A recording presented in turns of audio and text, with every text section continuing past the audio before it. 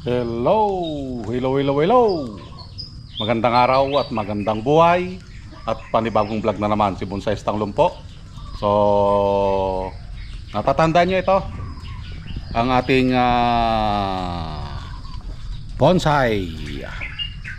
Yan, na bagong wire.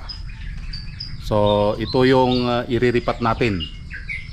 Diretso ripat na dahil ang kanyang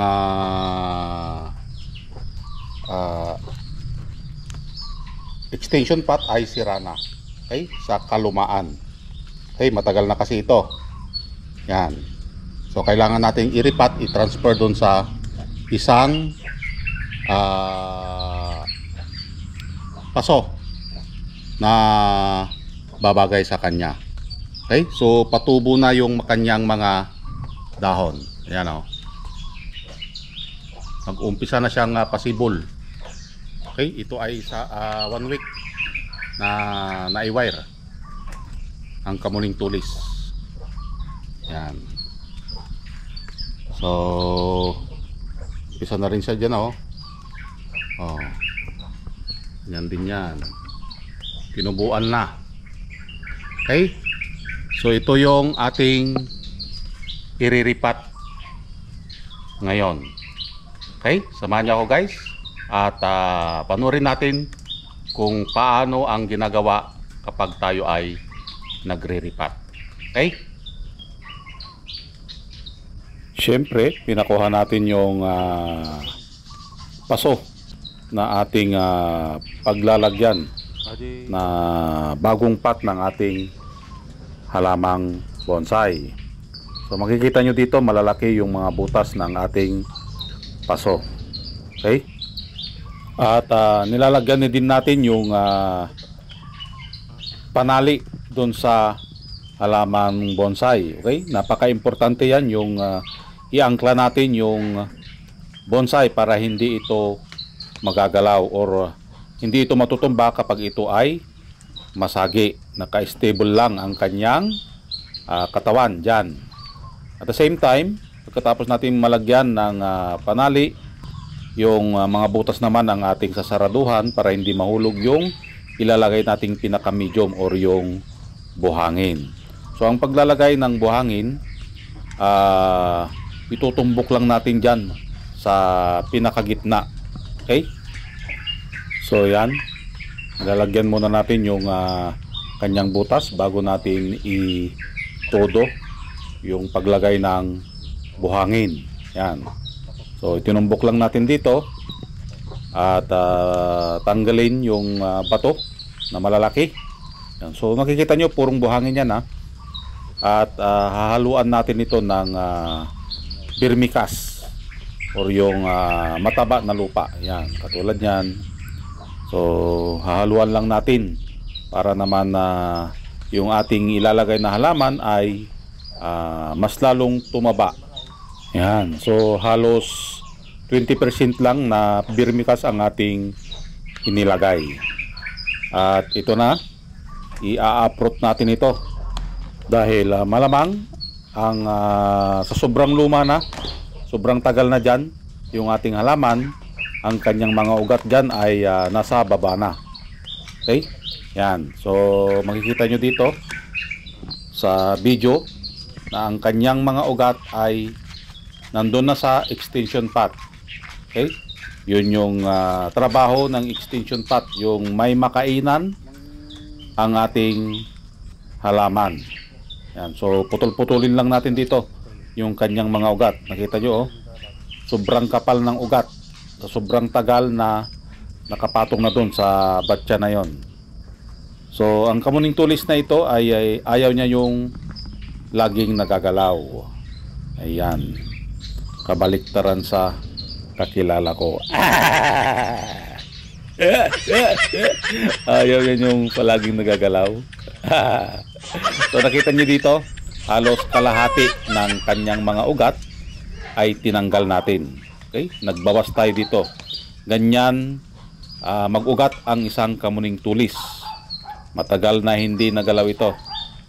Yan. So ang kapal-kapal ng mga ugat na tinanggal natin. So yan lang yung natira. iayos lang natin konti yung kanyang mga ugat at ilagay na natin ito sa final pot. Yan. Ililipat natin. Yan. So nakita nyo kanina, paumbok lang and then ikot-ikot lang yan para yung hindi magkaroon ng puwang sa parting gitna. Napaka-importante yon. Dapat ang pagriripat, dapat walang puwang sa mga ugat. Yan. Ito yung sinasabi kong importante, yung paglalagay ng angkla or yung itatali natin ang ating halaman para kapag ito ay nagalaw, hindi ito matutumba. Kumbaga, nakapix siya doon sa paso. Parang nakadikit na siya doon dahil sa panali na yan. Yan. So, kahit ugain mo yan, hindi na yan mauuga dahil nakatali doon sa paso. So, talagang hindi na yan mapupunta sa iba. Kaya kung ayaw mong mapunta sa iba, itali mo. At the same time, pagkatapos nating malagyan ng medium, ito naman ay ating didiligan. So, ang pagdidilig dito ay dahan-dahan lang para dahan-dahan din na bumaba ang mga buhangin. So ayan guys, natapos na nating iripat. Okay? So, ganun lang ang ating ginagawa. Nagbabawas tayo ng roots dahil nakita naman natin kanina na sobrang kapal na ng kanyang ugat. Okay? Nagtanggal tayo. At the same time, yun ang purpose kung bakit nating kinakalbo ang ating halamang bonsai. Okay? Yung pagkalbo, yun ang dahilan sa pagbawas ng roots. So, ibig sabihin, kapag nasaktan ang ugat dahil nagputol tayo, nagbawas tayo, babawasan din natin yung kanyang papakainin. Okay? So, nakita nyo naman, ang ating halaman ay kukunti na lang yung dahon. Okay? Dahil ito ay, ang kamuning tulis ay hindi dapat kinakalbo na bonsai. Okay?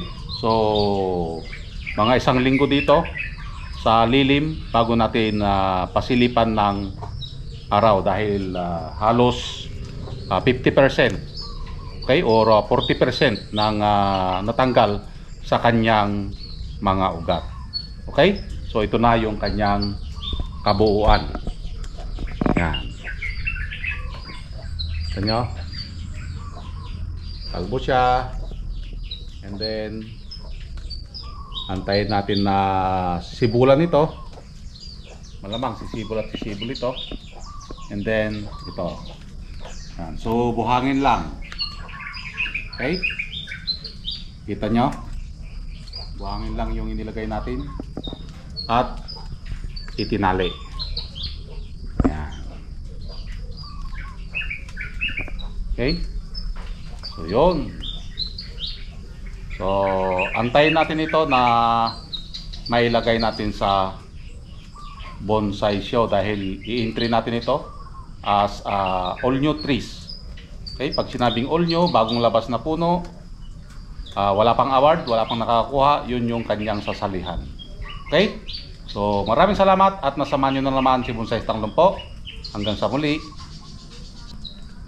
Bye-bye!